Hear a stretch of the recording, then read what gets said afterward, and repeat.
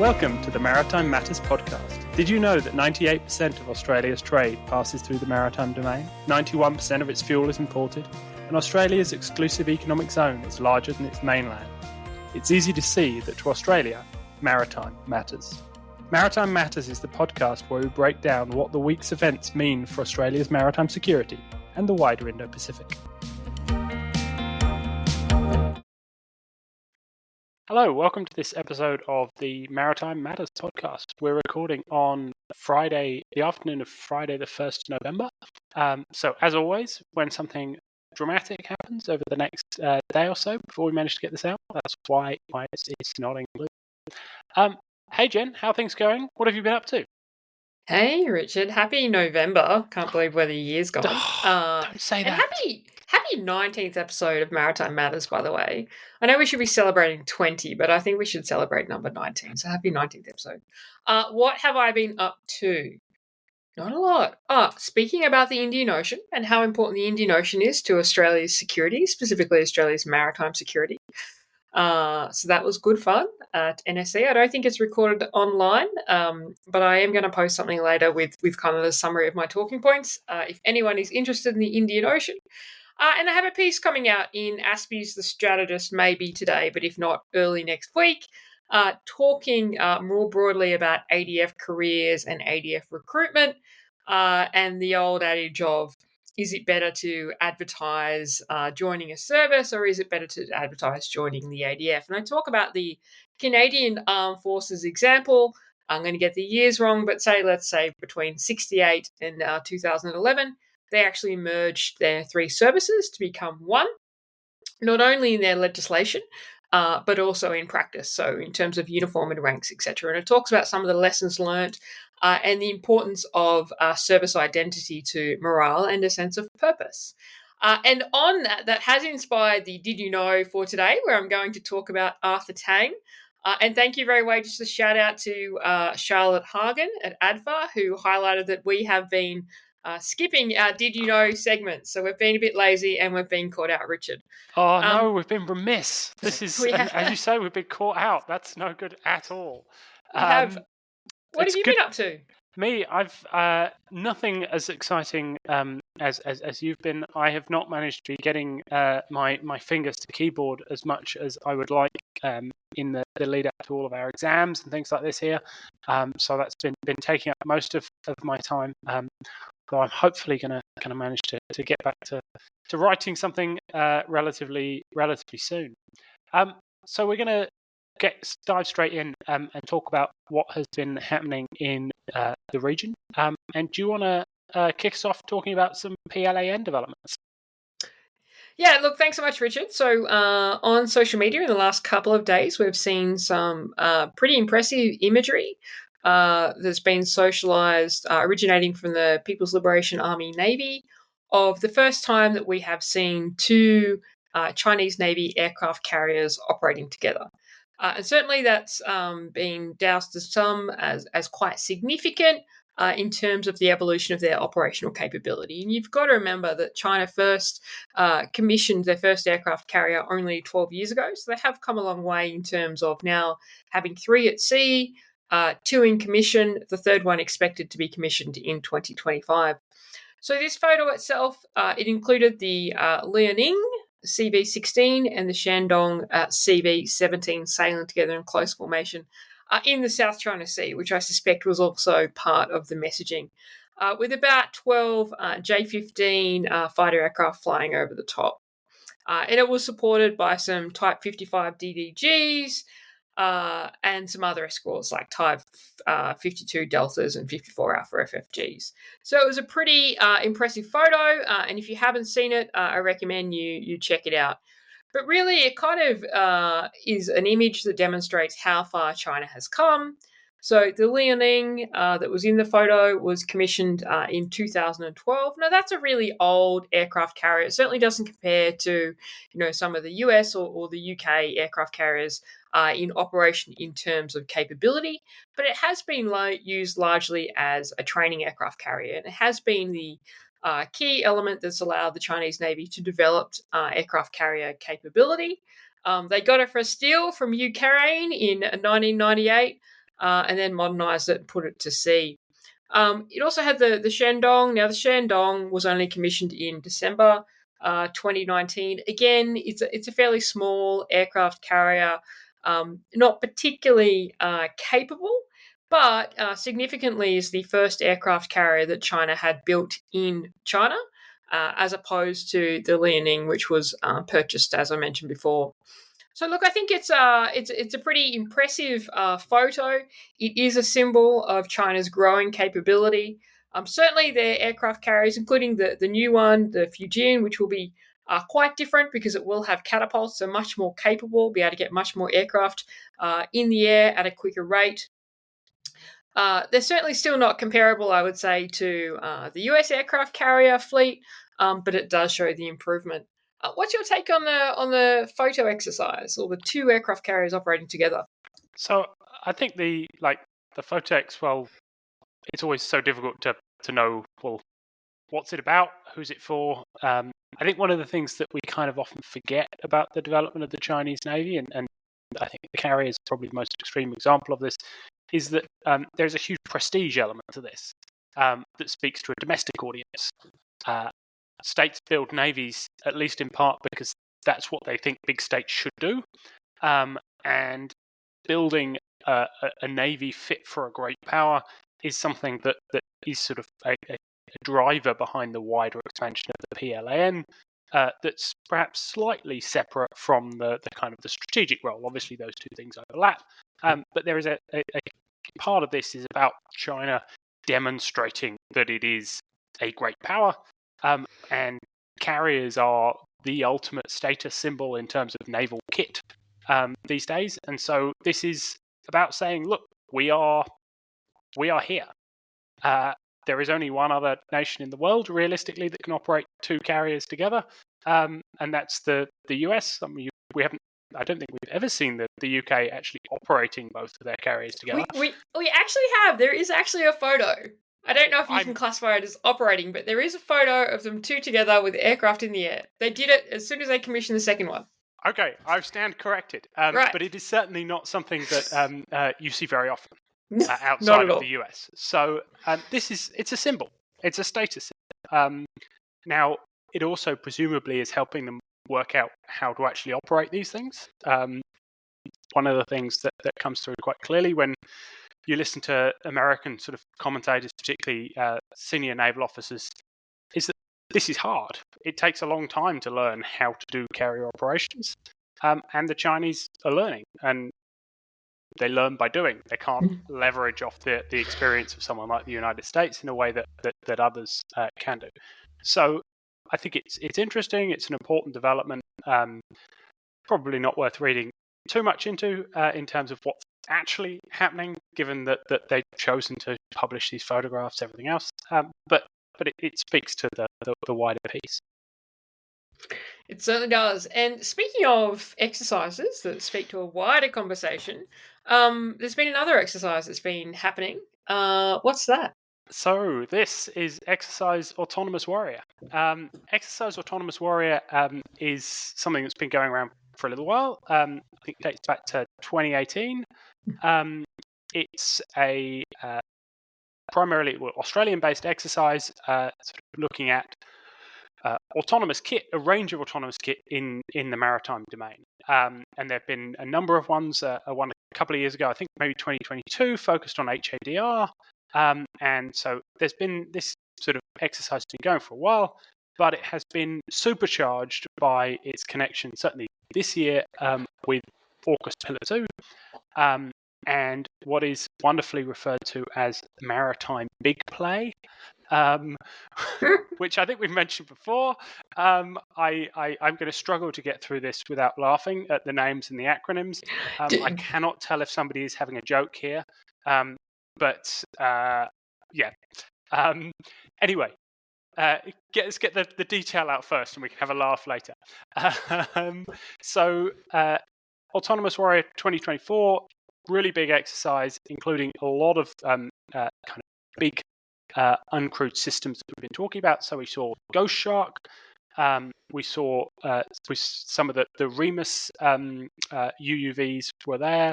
Speartooth was there. The Oceus Bluebottle, which has been kind of one of the premier Australian USV platforms that's in operation. And so quite a lot of these sorts of things were being sort of operating. What I think is actually in some ways the slightly more interesting element of this, certainly from my perspective, is around not merely the systems, but also the real focus on kind of shared communications and command and control systems. Now, again, reading the different sort of press releases from the Brits, the Australians, and the Americans, you get slightly different perspectives, and all of these systems seem to then have different acronyms and things. So the Americans talk about the Multi-Domain Uncrewed Secure Integrated Communications System, MUSIC, whilst the Royal Navy had a different system, not sure if it's connected, called StrikeNet, which allowed them to remotely pilot kit owned by both the US and Australia, as well as UK systems. So this clearly fits into the AUKUS Pillar 2 space. There was also mention of something called Sonics, which is around information sharing for sonar buoys and kind of collation of this data. Whether or not this is the same stuff that we heard about in relation to Pillar 2 with the P8 sonar buoy stuff, I'm not sure. I haven't seen confirmation either way. But clearly there's a lot of work on the kind of the integration, background and backroom integration of these kind of platforms and systems. And then just to add fun to it all, the Americans were talking about technology readiness experimentation, which has the wonderful acronym of TREX, to throw into the joyous melange of acronyms. I guess the final thing I'll flag on this before we have a chat is that there was Japanese JMSDF and other Japanese officers there as observers. So this very clearly kind of points to the suggestions and the statements that came out about a month or so ago about the idea of Japan being considered as a potential partner within AUKUS Pillar 2 in this, or collaborator, I think, rather than partner of AUKUS Pillar 2 in this kind of space. So I think you're seeing sort of movement in that direction. What were your thoughts on the variety of different press releases and everything else that we suddenly got about Autonomous Warrior? Well, I guess the good thing I want to start with is it was great to see how much press seemed to be engaged in Autonomous Warrior. So I saw it reported in major newspapers. Obviously, we saw the press releases. I think that a lot of people were invited down to observe it. So I think that's really good. We did sing Pitch Black's praises for doing the same thing during Exercise Pitch Black, and kind of condemn Exercise Kakadu for not really having that kind of engagement, nobody really knowing what happened or what went on there. So I think that's really good. Look, in terms of how significant this is, look, it's hard to say. I haven't really compared it to previous Autonomous Warriors. It certainly seems bigger, and it certainly seems longer. How well all these systems work together, what they achieved, all these acronyms, look, that's honestly hard to assess. And certainly when you read it, it's impressive. So I'm impressed. But I've also seen plenty of press releases full of acronyms that tend to mean not a lot. So look, I think it's great we're working on this stuff. It's great to see Autonomous Warrior beefed up. It's clearly got a re-energization under AUKUS Pillar 2. As I think I said on the ABC Live the other day, I think Maritime Big Play is the worst exercise name I have ever had. And I think Greg Jennett was trying to hold himself from not laughing as I was saying that, because he's the consummate professional. But look, I think it's good. I think it's a good direction to go in. Absolutely. And great to see some Australian-made capabilities. Yeah, and I think that it's also really good to see some sort of traction with AUKUS Pillar 2 stuff. Mm-hmm. For a long time, there's been this sort of black box that was AUKUS Pillar 2, and we are beginning to see that unpicked in a number of different ways. So seeing something happening and kind of meat on the bones. Now, as you say, how effective how good the music actually is, or whether or not the T-Rex worked, is a kind of a moot point at this stage. But there is something there, and in the wider AUKUS piece, I think that's also important. So I agree, but I just add one slight replicharge, which is a lot of this is rebadged effort that was already in progress before AUKUS was announced. So I think that yes, absolutely, but I think we need to be careful. I think that there's been a theme this year of a lot of announcements that are rebadged efforts, including the recent Guio announcements. Sorry, Guio, by the way, I did get pulled up by one of our commentators on YouTube. Guided weapons and explosive ordnance.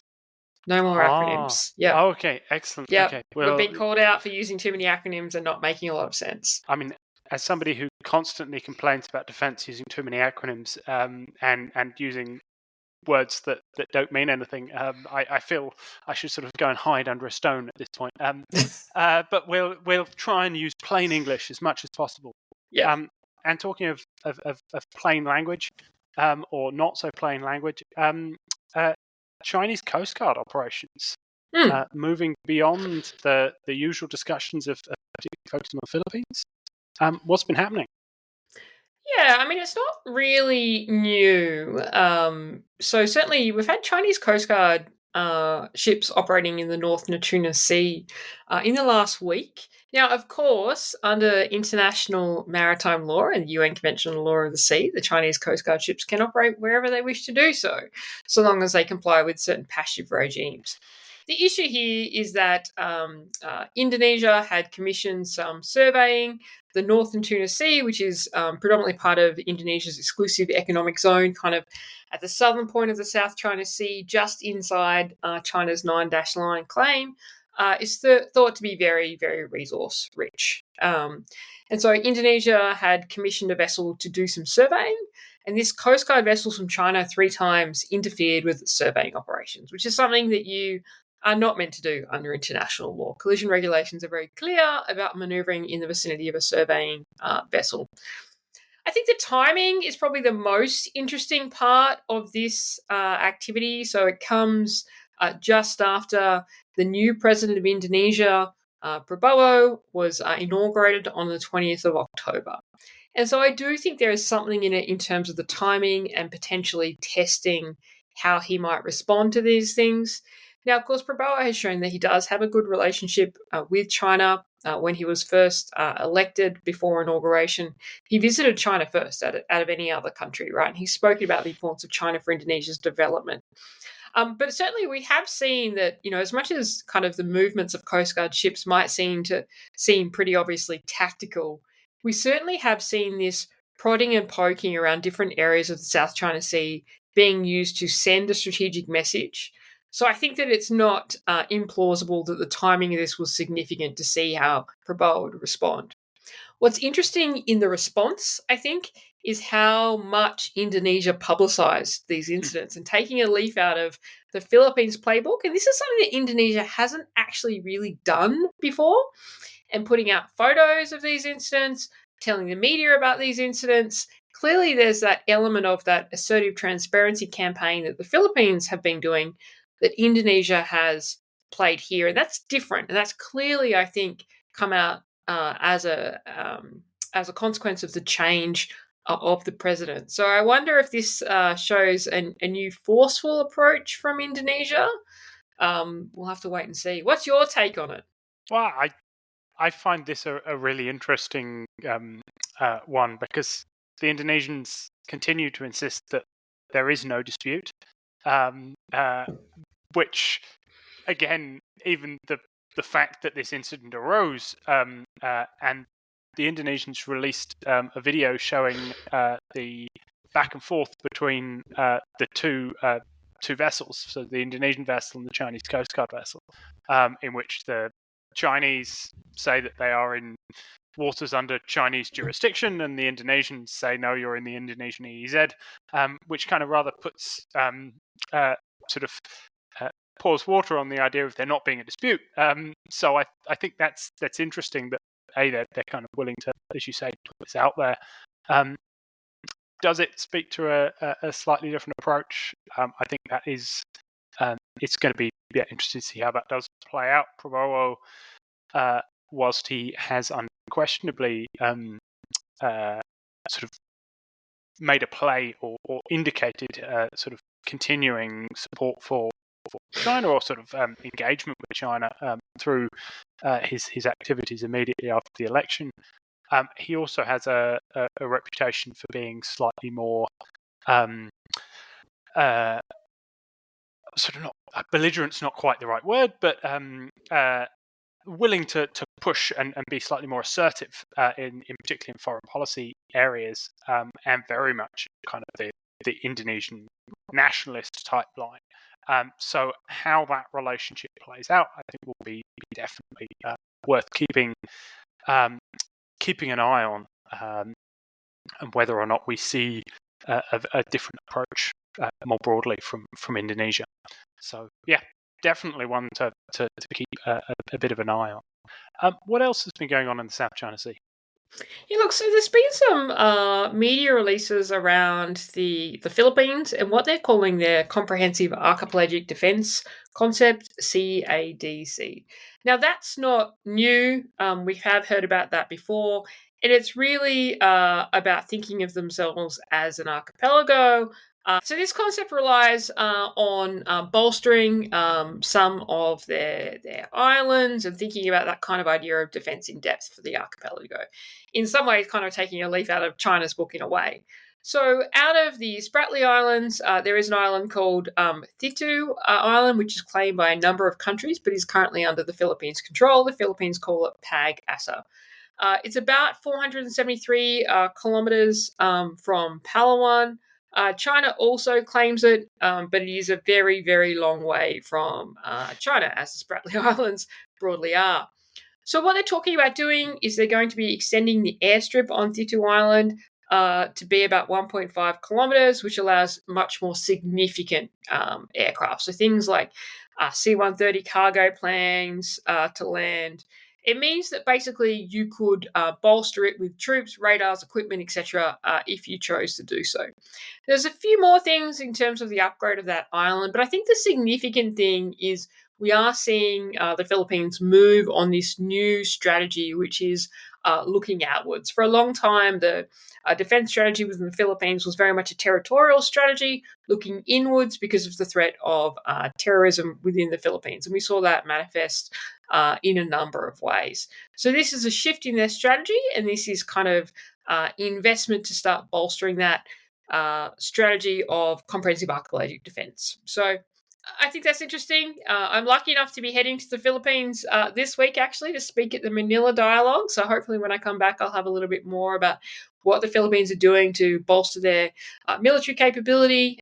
Certainly they've announced a number of elements of modernization and enhancement, but we know there are some financial challenges with that. Any comments on the new developments from the Philippines or their strategy more broadly? No, I think it's interesting to see. It'll be the main thing is less about the strategy itself, as you sort of hinted at. It's about whether or not they've got the capacity to actually make it happen. And I guess to a degree, that's why we're seeing so much closer kind of engagement with partners as well, and how that fits into that sort of strategic approach. So yeah, again, interesting to see, and it'll be really interesting to hear your take from time in Manila. Moving on, because we've got to talk about capability, and we're, as ever, against the clock. We always are against the clock. Always.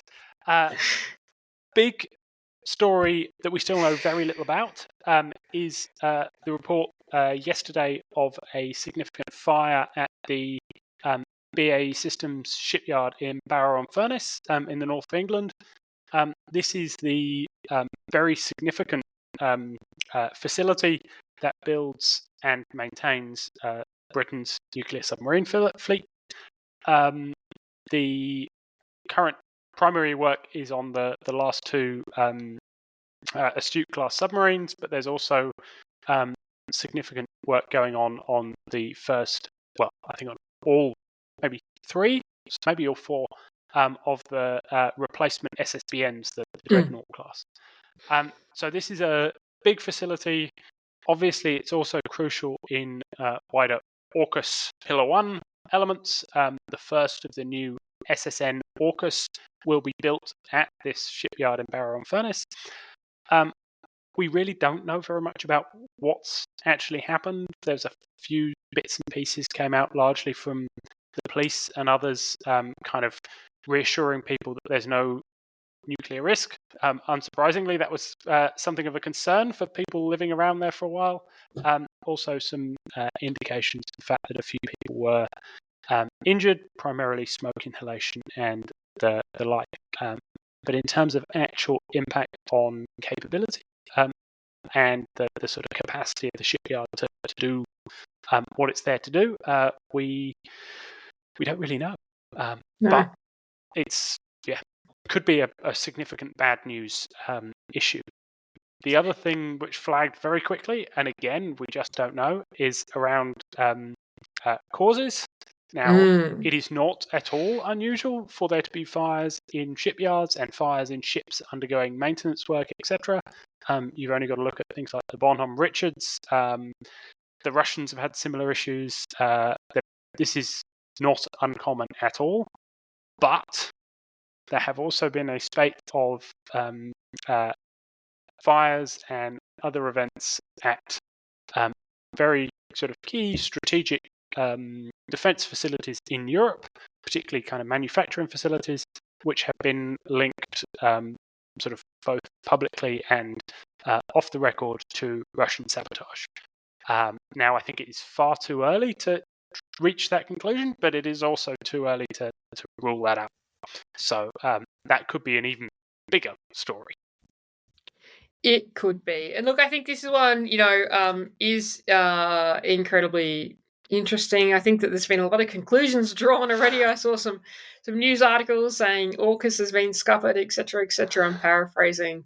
But look, I think this is a wait and see, and potentially there won't actually be any more information around it apart from this. I think in terms of the comments that AUKUS has been scuppered, I think it's a bit early to make that comment, especially the Australian kind of AUKUS SSN element, because of course Phase 1 and Phase 2 of the Optimal Submarine Pathway Plan don't rely on that shipyard whatsoever. But I think there is a kind of a broader point here about how paper thin some of the industrial capacity is of the UK, the US, Australia. When you have, and I make this point kind of about the sinking of the Matawanui for New Zealand, when you have one of a capability, and this comment is scalable to kind of your industrial capability, then you are very, very vulnerable, right? And, in Australia, we could make that example about our dry dock, Captain Cook Dry Dock in Sydney, very, very important for maintenance of ships. We have one dry dock.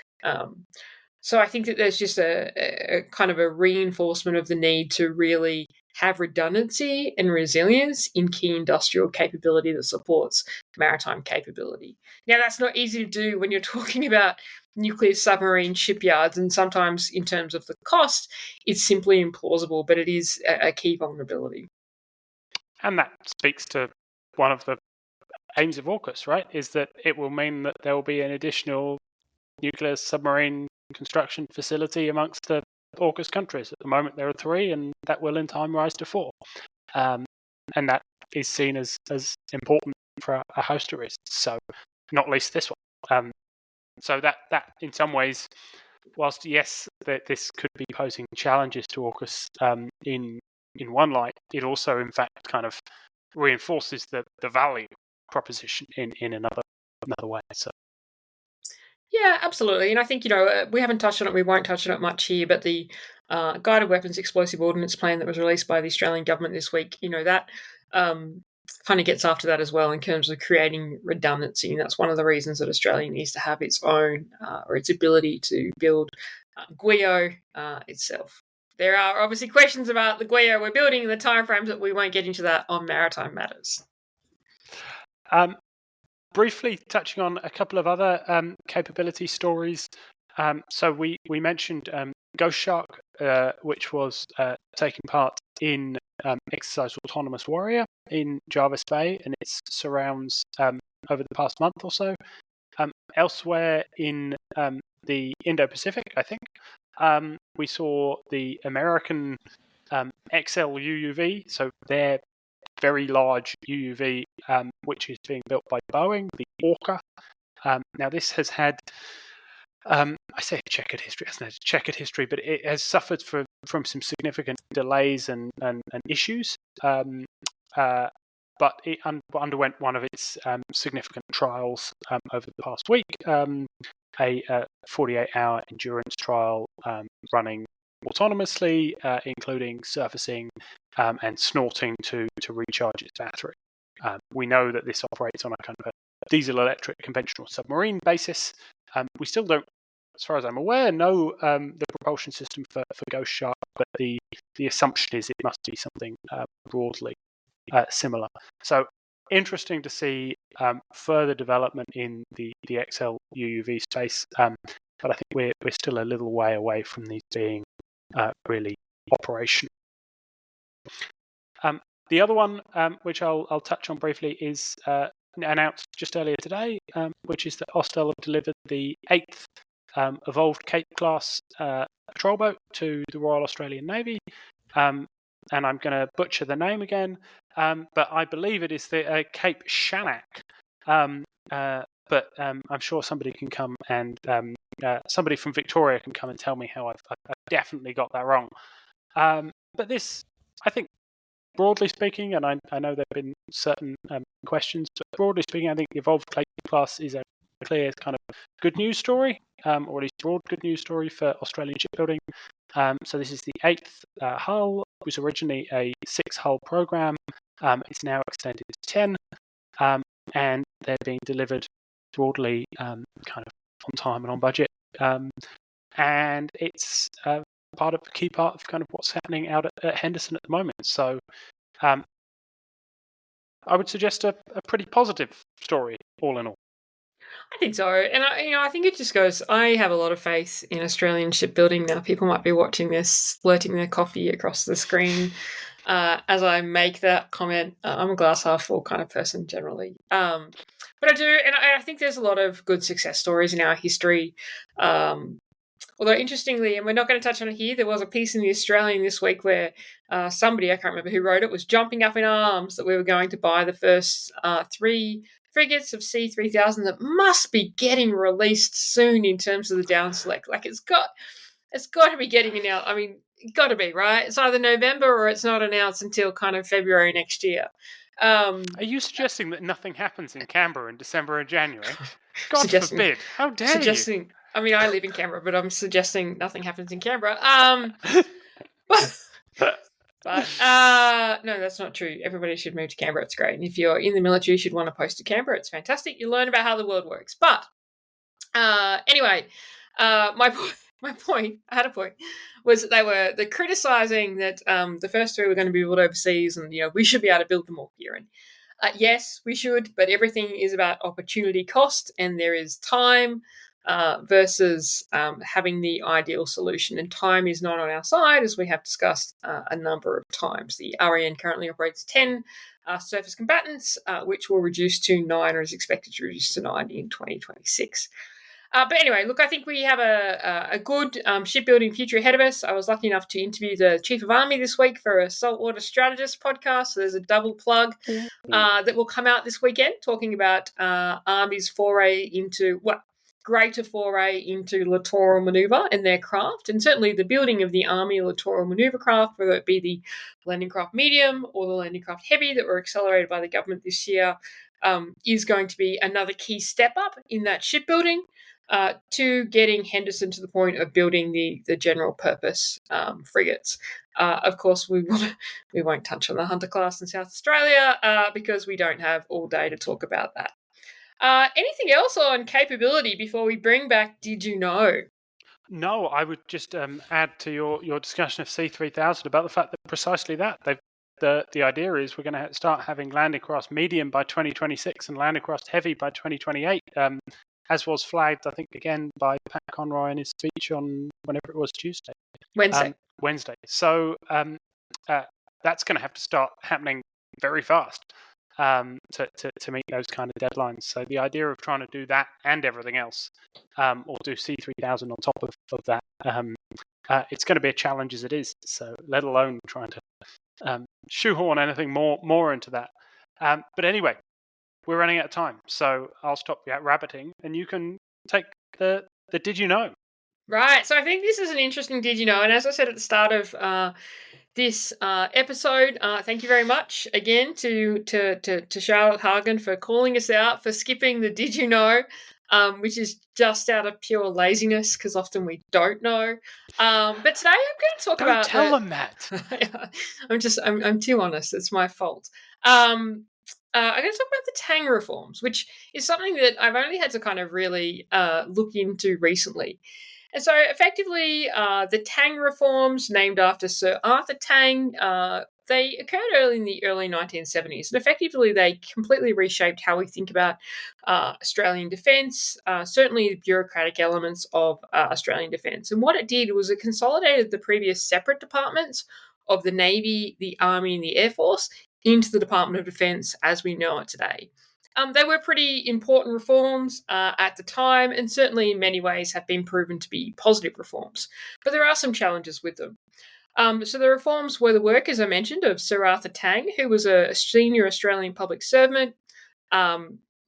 He served as the Secretary of the Department of Defence, was also known for other key roles, Secretary of the Department of External Affairs, a pretty well-known kind of Mandarin in Australian history, one of the more significant. So under the Tange Reforms, the biggest thing was the dissolution of the individual ministers for each branch of the armed forces. So until the Tange Reforms in the 70s, I mean, this has chopped and changed a bit in Australia's history, but we had a minister for the Navy, the Army, and the Air Force.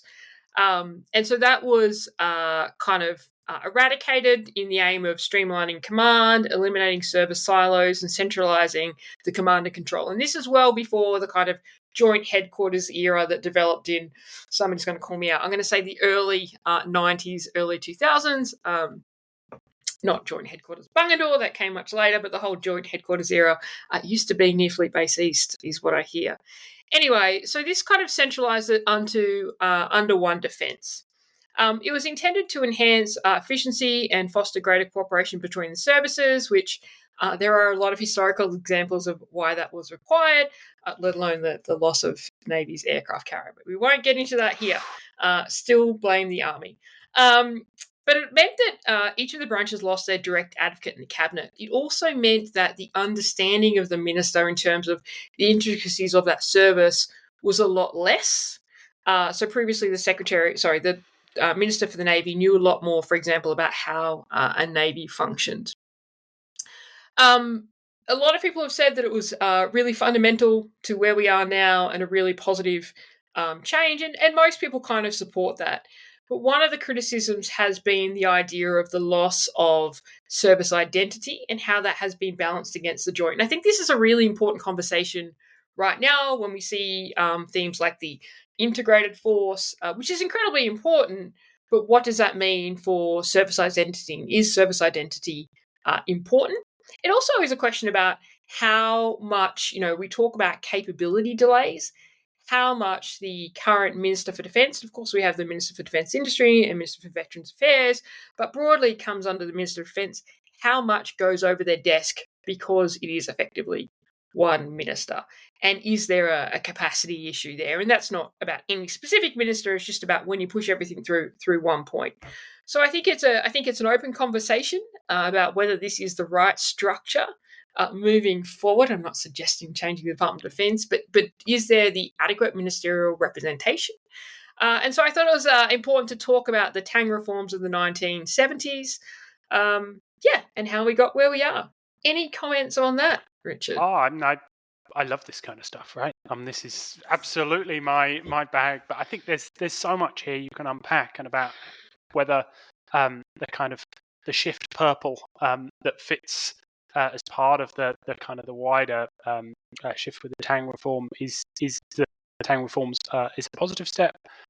Obviously, this creates the so-called diarchy with the Secretary of Defence and the CDF, who then report up to the Minister, which again actually reduces the influence not only in terms of the politics but also the service chiefs. So actually it begins to change some of those dynamics as well.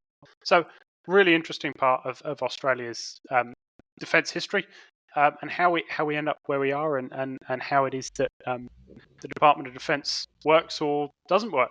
I would kind of flag also that I don't think there's always a right way, right? And that's the other thing, is that we can say, oh, well, you can do things differently, but every way has its strengths and its weaknesses. So I think you'll always see people who object and say that this was a dreadful step and should be unpacked, but then they don't necessarily acknowledge the issues that existed beforehand that drove the reforms in the first place. So always a fun conversation. And I think it's worth acknowledging that the Australia was ahead of the game in terms of the trend towards jointness. And I think it's been very important. And actually, we've seen, countries such as, China kind of went through this journey in 2015. It's been quite effective for them. Indonesia is now trying to go through this journey. It is kind of one of the measures of a modern defence force, whether they have the jointness and the ability. But I think there is a question there about moving forward into the strategic circumstances that we discuss almost daily. Not a question around the jointness, that's incredibly important, but a question around, does the ministerial structure support the decision-making that we're going to need to do in the event of a crisis or conflict? And is the reduction of the influence of the service chiefs the right direction? And I think there's lots of interesting things to write about on that. So if you're interested in finding an idea for an op-ed or a piece, I would say explore this one. Look forward to reading it. Absolutely. And on that note, I think we're going to have to wrap up because, as ever, we're out of time. So much to talk about. Lots of things. I do wonder if anyone ever listens this far. Nah, absolutely not. This is just us ranting, right? Anyway, on that note, I'll say thanks a lot, Jen. Good to chat, and we'll be back again soon. Thanks, Richard.